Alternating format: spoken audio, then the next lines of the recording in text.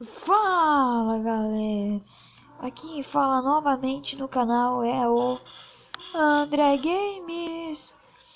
E hoje nesse tutorial vou estar ensinando como fazer uma fogueira. Fica muito top se você fazer um acampamento, galera. Então vamos lá pro tutorial, mas antes de começar deixe seu like já, deixe seu gostei, compartilhe o vídeo, se inscreva no canal se você não é inscrito. Bom galera, vocês vão precisar de bots, pegar esse aqui e tocha. Você vai colocar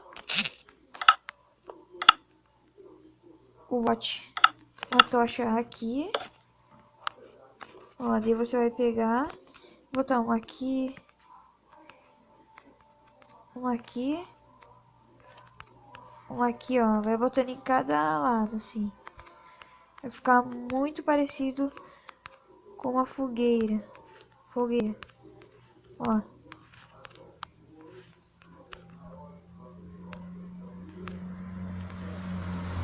Olha aqui, galera.